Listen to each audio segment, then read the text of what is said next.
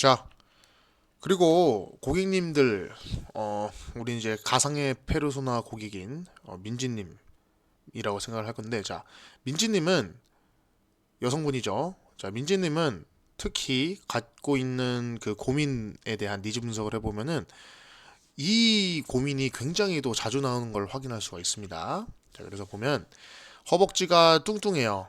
종아리 아리 고민이에요. 힙이 처졌어요. 다리가 저려요. 뭐 이런 경우들이 있죠. 뭐 허리가 아파요. 뭐 이런 경우까지. 그래서 이제 이 부분에 대해서 지금부터 어떻게 명쾌하게 설명을 함으로써 PT를 들을 생각도 없던 사람까지 여기서 나 PT 들을까? 진지하게 고민을 하게 만드는지 어떻게 어 이제 PT에 대한 감정을 불어일으켜서 결제까지 또 만들 수 있는지 설명을 해보도록 하겠습니다. 근데 이제 또 여기에 나오는 그 원인 같은 경우들은 실제로 그렇기도 하기 때문에 선생님들이 실제로 이 전반적인 맥락을 정확하게 강의를 통해서 이해를 하셔야겠고요. 동시에 이 내용들을 잘 외워 주셔야겠습니다. 자, 그럼 설명을 본격적으로 시작해 보겠습니다. 자, 이제 이런 식으로 이제 설명을 드리는 거예요. 자, 그런데 이 문제들이요. 보통 단순히 살이 쪄서 그런 걸로 알고들 계시더라고요. 근데 문제는 막 내가 10kg, 15kg 다이어트를 잘 해도 이거 잘 안 없어져요. 그래서 보면 왜 그런지 제가 설명을 드릴게요. 이게 왜 그러냐? 원래 사람이 걸어 다닐 때 엉덩이 근육으로 걸어 다녀야 되거든요. 만약에 그렇지 못하면 우리 몸에서는 다른 근육을 써서라도 동작을 만들어내려고 합니다. 이때 이 다른 근육을 쓰는 여러 가지 경우의 수들이 있어요. 그래서 뭐 앞벅지를 쓰는 경우가 있고, 옆벅지를 대신 쓰는 경우가 있고, 안쪽 허벅지를 대신 쓰는 경우, 뭐 뒷다리, 종아리 이런 경우들이 있죠. 자, 그러면 해당 근육들이 과하게 발달할 거고, 그러면 앞벅지가 튀어나오거나, 옆벅지가 튀어나오거나, 안쪽 허벅지 살이 잡히거나, 뒷다리 셀룰라이트가 생기거나, 종아리 알이 잡히거나 하는 거죠. 그래서 이 각각의 경우들은 디테일한 해결 방법이 다 다릅니다. 그래서 이런 과정으로 허벅지 라인이 망가지게 돼요. 그래서 이런 식으로 설명을 해주시면 되겠고요. 여기서 사실은 이제 민지님에 대한 고민, 니즈 분석을 하다 보면은 또 허리가 안 좋다고 하는 경우가 있죠. 그래서 그 경우에는 여기서 추가적으로 이런 식으로 또 설명을 들어갑니다. 자, 그런데 특히 엉덩이가 약해지면 골반이 틀어지거든요. 근데 원래 허리가 건강하려면요, 척추 중립이라고 해서 허리가 원래 생긴 디자인 그대로 쓰여야 하는데 엉덩이가 약해지면요, 이렇게 이제 골반이 틀어지면서 하면서 이제 일어나서 실제로 이제 보여주세요. 옆모습으로. 그래서 골반 전방 경사와 후방 경사를 이제 시연해 주시면서 허리가 골반의 기울임에 따라서 중립이 깨지는 모습을 직접 눈으로 보여주시면 되겠습니다. 그래서 원래 제가 이제 위에 인간의 니즈 이해하기 파트에서 한번 설명을 드렸었는데 사람은요 실제로 좀 내 눈앞에 보일 때 그때 훨씬 더 사물을 더 잘 이해할 수 있게 되고 사물을 더 잘 이해할 때 내가 뭔가 니즈가 훨씬 더 증폭되게 됩니다. 그래서 설득의 기본은요 뭔가 말로 이렇게 이제 추상적으로 하기보다는 항상 뭔가 보여주는 거예요. 그래서 기본적으로 제가 항상 또 강조를 드리는 것 중에 하나가 기능 해부학 어플을 써라. 그걸로 보여주면서 설득을 하셔라 라고 하죠. 그래서 이것도 마찬가지입니다. 직접 보여주시는 거예요. 골반이 틀어지면서 허리가 어떻게 변하는지 이런 식으로 이제 보여주면 되겠고, 그리고 추가적으로 고민 분석을 해볼 때 다리가 저리다고 하는 그런 경우도 볼 수가 있어요. 그래서 이런 경우에는 이런 식으로 또 설명을 해주십니다. 자, 그리고 엉덩이가 약해지면요. 엉덩이 속근육 중에 이상근이라는 근육이 있습니다. 그 근육을 대신 쓰기도 하는데요. 문제는 그러면은 이 이상근이 대신 이제 쓰이다 보면은 되게 긴장하고 뭉치게 된단 말이죠. 그런데 이 근육이 뭉치면요. 사실 이 근육 밑으로 신경이 지나가거든요. 그 신경을 압박하게 됩니다. 하면서 또 역시 그림으로 보여주는 거예요. 이거는 이제 실제 해부학 어플로 보여드려야겠죠. 그래서 이런 식으로 이상근이 엉덩이 속에 존재하고 있고, 문제는 이 이상근 밑으로 이렇게 신경이 지나간다. 발바닥까지. 그래서 이런 식으로. 자, 이 신경은 좌골신경이라고 해서 허리부터 발바닥까지 이어지는 신경입니다. 그래서 다리가 저리신 거예요. 이런 식으로 이제 쭉 자연스럽게 명쾌하게 원인 설명을 해주시면 됩니다. 그래서 사실은 일반적으로 살이 쪄서 그런 거라고 알고 있었기 때문에 이거 자체가 사람의 예상을 깨게 되죠. 그리고 제가 또 설명드렸던 것처럼 사람은 자신의 예상이 깨질 때 더더욱 흥미와 궁금증을 가지게 되겠고요. 흥미와 궁금증이 곧 니즈예요. 그래서 니즈가 없던 사람도 이걸 통해서 점점 생기게 됩니다. 이거 되게 내가 혼자서 못하는 건가? 그런데 내가 이거를 해결할 수 있을까? 이런 식으로 지금 점점 고민을 하게 된다는 거죠. 그래서 사실은 이제 니즈의 원천 자체가 문제에 대한 고민, 해결이기 때문에 PT 할 생각이 애초에 없던 사람조차 PT 결제를 하는 방법은 이런 식으로 이 사람이 인지하지 못하고 있던 고민들과 문제들을 나열함으로써 인지시킴으로써 니즈를 증폭 또는 생성하는 것입니다. 없던 니즈도 만들어 버리는 거예요. 자, 그래서 이제 계속 설명을 해주시는데 이제 문제는 사실은 이렇게 한 번 예상을 깼다고 해서 이 사람이 결제까지 니즈 증폭이 되지는 또는 니즈가 새로 생성되지는 않는다라는 거죠. 그래서 계속 들어갑니다. 니즈 생성을. 자, 그래서 이러한 문제점들의 본질적인 해결 방법은요. 원래 써야 하는 엉덩이를 강화하는 거예요. 이런 식으로. 자, 그리고 또 들어가죠. 근데 문제는요. 그래서 지금 엉덩이 운동을 하면 오히려 다리가 더 두꺼워지거나 허리 디스크가 진짜로 터질 수도 있다는 점이죠. 자, 그러면은 여기서 민지님 입장에서 갑자기 띠용 하겠죠. 아니, 지금까지는 이게 본질적인 문제가 엉덩이 근육이 약해서 그런 거라며. 근데 왜 갑자기 또 여기서 바로 엉덩이 운동을 하지 말라는 거야. 그래서 이제 또 예상이 깨지면서 또 고민이 생기죠. 새로운 문제가 또 생기죠. 이게 이제 니즈의 원천이라고 말씀드렸습니다. 그래서 또 이러한 문제를 인지시키는 이러한 모습과 그 다음에 이러한 문제를 또 해결해 주는 모습을 통해서 우리가 전문가로서 신뢰성을 확보하고 또 이제 니즈에 대한 가치 전달을 할 겁니다. 자, 그러면서 이런 식으로 이제 설명을 드리는 거예요. 자, 왜냐하면 자, 생각해 보세요. 애초에 엉덩이 근육을 써야 하는 상황에서 이 근육을 못 써서 지금까지 다른 근육을 대신 쓰는 습관이 잡힌 건데 지금 엉덩이를 강화해야 한다고 해서 엉덩이 운동을 하면은 자, 갑자기 엉덩이가 제대로 써질까요?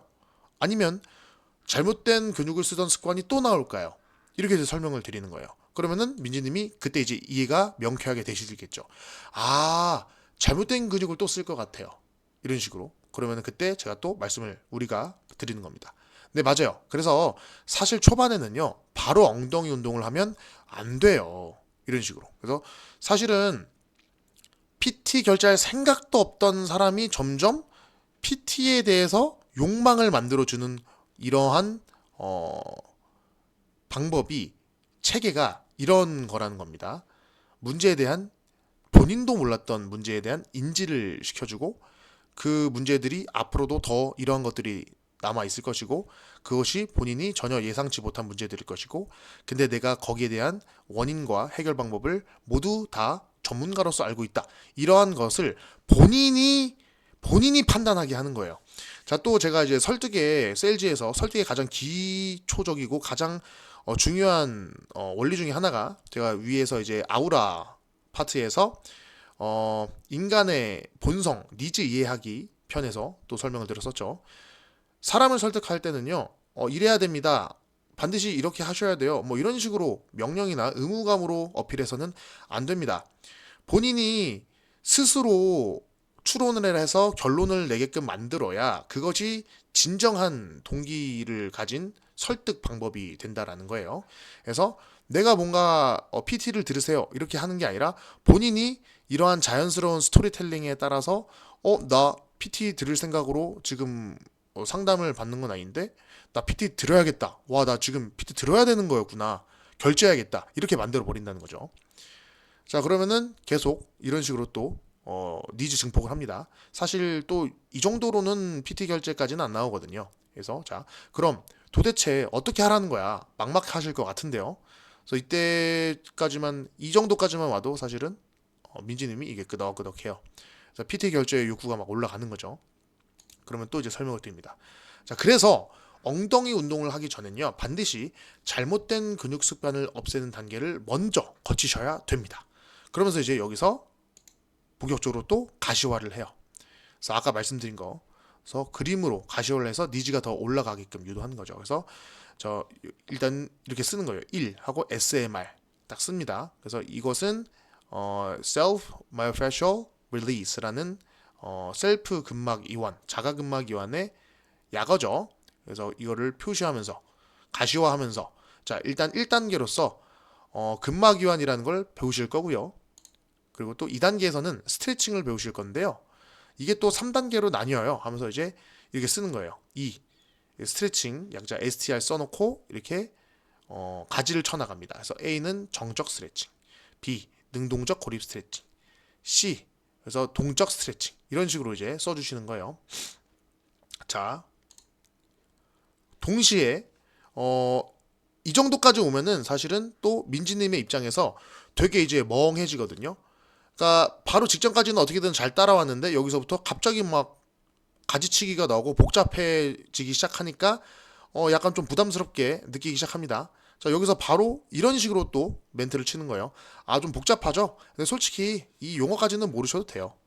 자 이렇게 얘기를 한다는 것 자체가 내가 지금 이러한 복잡한 문제 해결 과정 속에서도 너의 입장을 생각할 정도로 여유가 있다는 뜻이거든요. 이것은 이렇게 말을 하는 사람이 정말 경험이 많고 되게 전문가라는 증거입니다. 그래서 자연스럽게 전문성에 대한 가치 전달을 할 수가 있고 여기서 또 한 번 신뢰성을 확보할 수가 있게 되는 거죠.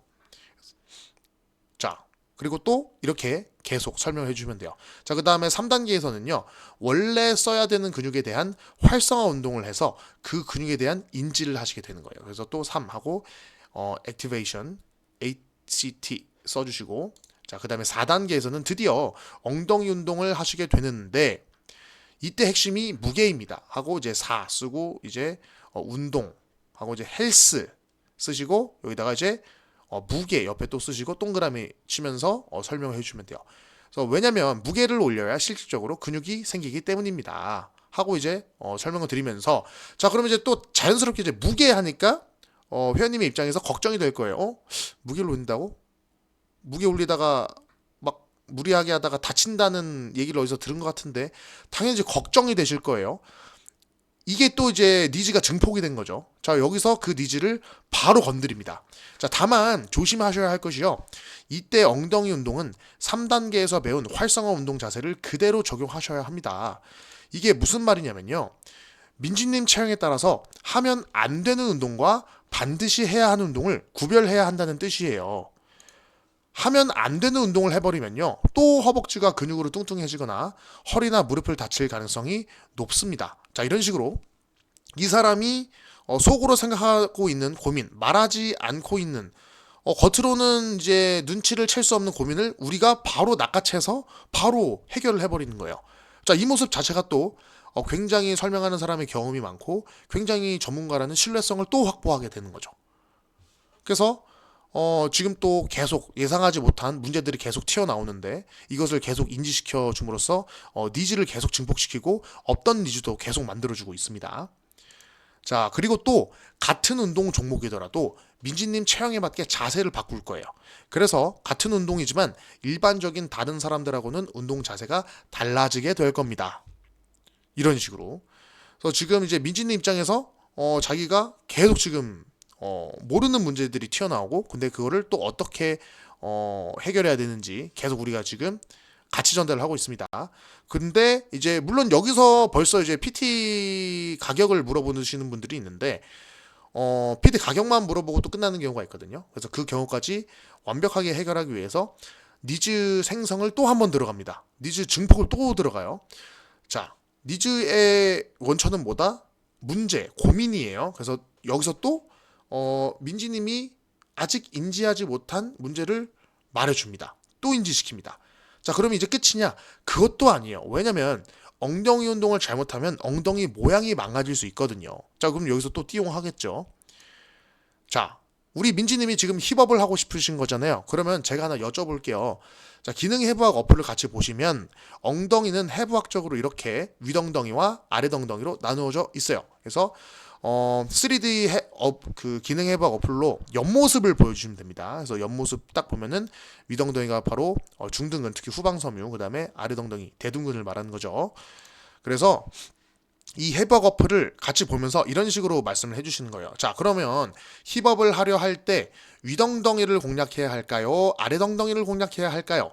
라고 이제 여쭤보시면 사실은 이제 대부분의 분들은 아래덩덩이라고 대답을 합니다. 특히 이제 운동 경험이 많이 없으신 분들은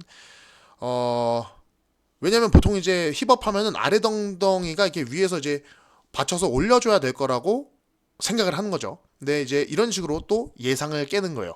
그렇죠. 보통은 그렇게 생각하시거든요. 자, 그런데 실제로는 그렇게 하면은 엉덩이가 처집니다. 제가 이 과정을 좀 추상적이니까 그림으로 그려서 구체적으로 설명드려 볼게요. 하고 이제 본격적으로 설명을 들어가는 거예요. 근데 다만 진짜 정답을 맞추는 경우가 있어요. 이것도 이런 경우라도 전혀 상관이 없습니다.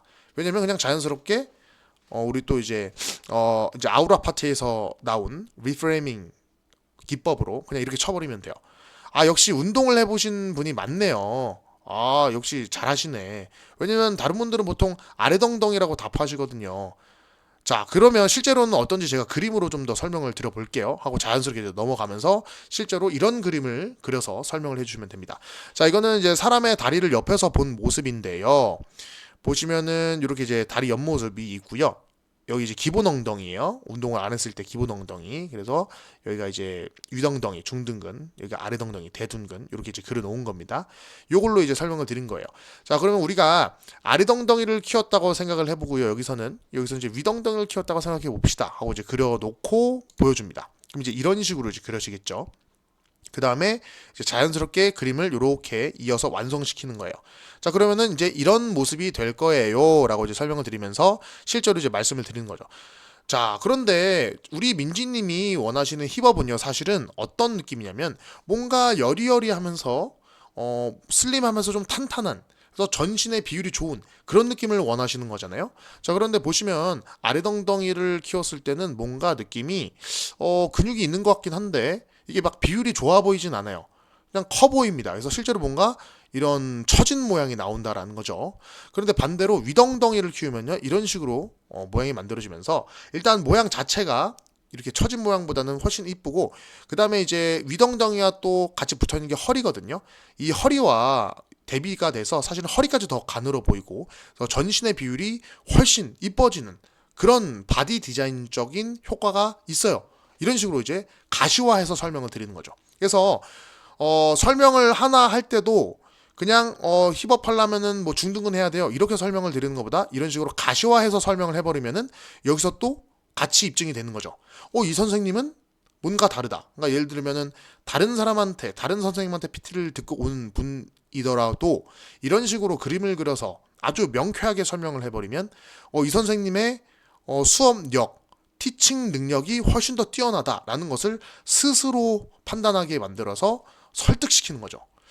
이 선생님은 진짜다. 이런 식으로. 내가 만약에 PT를 듣는다면 지금 이 선생님한테 들어야 될 것 같다. 이런 니즈 증폭이 엄청 이제 올라가는 거예요. 자, 그래서 엉덩이 운동도 체형에 맞춰서 정확하게 잘 해줘야 허벅지나 종아리 라인도 정리되고 엉덩이 모양도 이뻐져요. 그래서 이런 식으로 이제 여기까지 오면은 사실상 PT를 들을 생각도 없던 여성분이 나 PT 들을까? 몇 회 듣지? 이 생각을 하게 된다라는 거예요. 이 생각하고 있어요, 실제로. 그러니까 결국은 세일즈라는 것은요, 애초에 살 마음이 없던 사람조차도 사게 만드는 게 세일즈고, 그게 가치 세일즈라는 거예요. 그래서 일단은 이제 니즈의 원천 자체가 어떻게 해야 될지 막막하다. 여기서 이제 시작이 돼야 된다는 겁니다. 근데 또 그 부분에 대한 원인이 뭔지 예상을 깨서 전문가로서 같이 전달을 하셔야겠고, 근데 이제 전반적으로 그럼에도 불구하고 이게 너무 이제 복잡해 보이니까 혼자서는 이거 해결하기 어렵겠다. 이거 다 도움 받아야 될 것 같은데, 근데 앞에 앉아 있는 트레이너 선생님이 지금 보니까 수업력도 좋아. 그 다음에 계속 나를 신경 써주는 여유도 있어. 완벽한데? 내가 지금 이 선생님 말고 추후에 더 좋은 선생님을 찾을 수 있을까? 점점 이제 당위성과 긴급성이라는 프레임이 만들어지게 된다라는 거죠. 세일즈는 이런 식으로 한다라는 겁니다. 자, 그리고 이제 엉덩이 근육 쪽, 엉덩이에 대한 또 하체 라인에 대한 여성분들의 고민은 이런 식으로 이제 세일즈를 들어가면 되고요. 그 다음에 이제 승모근이나 이제 팔뚝살이 있겠죠. 이거는 이제 또 다음 강의에서 마저 설명을 해드리도록 하겠습니다.